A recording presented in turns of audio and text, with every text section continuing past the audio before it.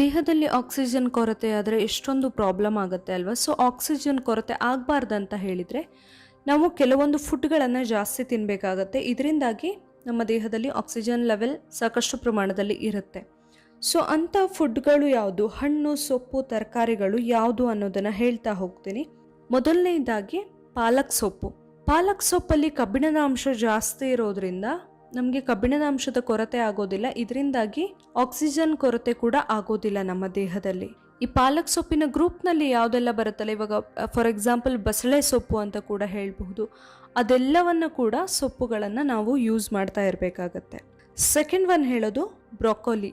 Broccoli ಕೂಡ ತುಂಬ important ಆಗಿ ಬೇಕಾಗಿರುವಂತಹ ಒಂದು ತರಕಾರಿ, ತುಂಬಾ ಪೋಷಕಾಂಶಗಳಿರುವಂಥದ್ದು. ಸೊ ಇದನ್ನು ನಾವು ಯೂಸ್ ಮಾಡೋದ್ರಿಂದ ಅಥವಾ ತಿನ್ನೋದ್ರಿಂದ ಕೂಡ ಆಕ್ಸಿಜನ್ ಲೆವೆಲ್ ಕಡಿಮೆ ಆಗೋದನ್ನು ಸ್ವಲ್ಪ ಮಟ್ಟಿಗೆ ತಡಿಬಹುದು. ಇನ್ನು ಮೂರನೇದಂತ ಹೇಳಿದರೆ ಗೆಣಸು ಕೂಡ ಹಾಗೆ ತುಂಬಾ ಪೋಷಕಾಂಶಗಳಿರುವಂಥದ್ದು.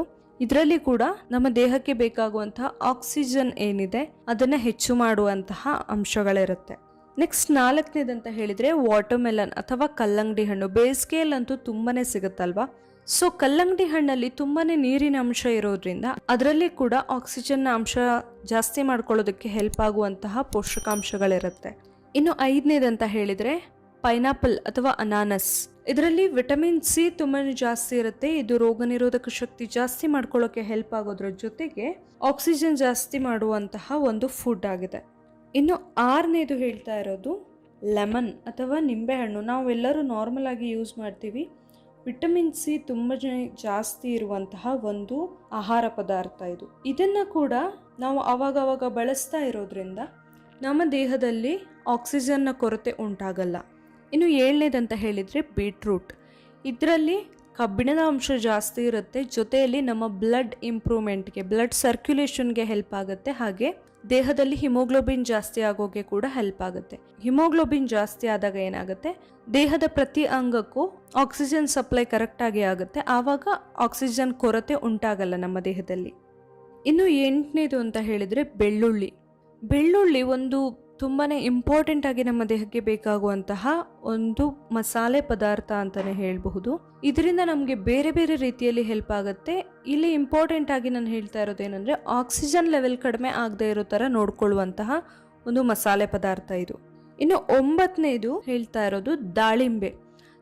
ನಮಗೆಲ್ಲರಿಗೂ ಗೊತ್ತಿರೋ ಹಾಗೆ ದೇಹದಲ್ಲಿ ರಕ್ತ ಶುದ್ಧಿ ಆಗೋದಕ್ಕೆ ಇರಬಹುದು, ರಕ್ತ ಜಾಸ್ತಿ ಆಗೋದಕ್ಕೆ ಇರಬಹುದು, ಎಲ್ಲದಕ್ಕೂ ಹೆಲ್ಪ್ ಆಗುವಂತಹ ಒಂದು ಹಣ್ಣು. ಇದರಿಂದ ಕೂಡ ಏನಾಗುತ್ತೆ, ರಕ್ತ ಎಲ್ಲ ಕರೆಕ್ಟಾಗಿ ಸರ್ಕ್ಯುಲೇಟ್ ಆಗ್ತಾ ಇದ್ದಾಗ ದೇಹದಲ್ಲಿ ಆಕ್ಸಿಜನ್ ಕೊರತೆ ಉಂಟಾಗಲ್ಲ. ಆಕ್ಸಿಜನ್ ಕೂಡ ಕರೆಕ್ಟಾಗಿ ಸಪ್ಲೈ ಆಗುತ್ತೆ. ಸೊ ಇದರಿಂದ ಕೂಡ ನಾವು ಆಕ್ಸಿಜನ್ ಕಡಿಮೆ ಆಗುವ ಭಯದಿಂದ ದೂರ ಇರಬಹುದು. ಇನ್ನು ಲಾಸ್ಟ್ ಅಂತ ಹೇಳಿದರೆ ಮೊಳಕೆ ಕಾಳುಗಳಲ್ಲಿ ಇರುವಷ್ಟು ಪೋಷಕಾಂಶ ಮೇ ಬಿ ನಮಗೆ ಬೇರೆ ಯಾವುದರಲ್ಲೂ ಸಿಗಲ್ಲ. ಅಷ್ಟೊಂದು ಪೋಷಕಾಂಶಗಳು, ವಿಟಮಿನ್ಸ್ಗಳು ಎಲ್ಲ ಸಿಗುವಂತಹ ಆಹಾರ ಪದಾರ್ಥ. ಮೊಳಕೆ ಕಾಳುಗಳನ್ನು ನಾವು ಆದಷ್ಟು ಕೋಸಂಬರಿ ಥರನೋ, ಕರಿ ಮಾಡುವಾಗಲೋ ಏನೋ ಬೇರೆ ಬೇರೆ ಥರದಲ್ಲಿ ಯೂಸ್ ಮಾಡಬಹುದು. ಹಸಿಯಾಗಿ ಯೂಸ್ ಮಾಡಿದರೆ ಒಳ್ಳೆಯದು. ಇಲ್ಲ ಆದರೆ ಸೇರ್ತಾ ಇಲ್ಲ ಆದರೆ ಅಟ್ಲೀಸ್ಟ್ ಬೇಯಿಸ್ಕೊಂಡಾದರೂ ಕೂಡ ಯೂಸ್ ಮಾಡಬಹುದು. ಇದರಿಂದ ಕೂಡ ದೇಹದಲ್ಲಿ ಆಕ್ಸಿಜನ್ ಲೆವೆಲ್ ಕಡಿಮೆ ಆಗೋದನ್ನು ಅಥವಾ ಆಕ್ಸಿಜನ್ ಕೊರತೆ ಆಗೋದನ್ನು ನಾವು ತಪ್ಪಿಸಬಹುದು. ನೋಡಿ, ಆಕ್ಸಿಜನ್ ನಮ್ಮ ದೇಹದಲ್ಲಿ ಕೊರತೆ ಆಗಬಾರ್ದು ಅಂತ ಹೇಳಿದರೆ ಬೇರೆ ಏನು ಹೊಸದಾಗಿ ನಾವು ಮಾಡಬೇಕಂತ ಇಲ್ಲ. ನಾವು ಪ್ರತಿದಿನ ಏನು ಅಡುಗೆಯಲ್ಲೋ ಊಟದಲ್ಲೋ ಯೂಸ್ ಮಾಡ್ತೀವಿ ಅದೇ ಹಣ್ಣು ತರಕಾರಿ ಸೊಪ್ಪುಗಳನ್ನು ಜಾಸ್ತಿ ಯೂಸ್ ಮಾಡಿದರೆ ಸಾಕಾಗುತ್ತೆ. ಇಲ್ಲಿ ನಾನು ಹೇಳಿರುವಂತಹ ಟಿಪ್ಸ್ ನಿಮಗೆ ಇಷ್ಟ ಆಗಿದ್ದರೆ ಪ್ಲೀಸ್ ನನ್ನ ಮನೆಮದ್ದು ಯೂಟ್ಯೂಬ್ ಚಾನಲ್ನ ಸಬ್ಸ್ಕ್ರೈಬ್ ಮಾಡಿ, ಹಾಗೆ ಈ ವಿಡಿಯೋನ ಲೈಕ್ ಮಾಡಿ, ಹಾಗೆ ಶೇರ್ ಮಾಡಿ. ನಾಳೆ ಇನ್ನೊಂದು ಹೊಸ ಇನ್ಫಾರ್ಮೇಷನ್ನೊಂದಿಗೆ ಮತ್ತೆ ಬರ್ತೀನಿ. Thank you.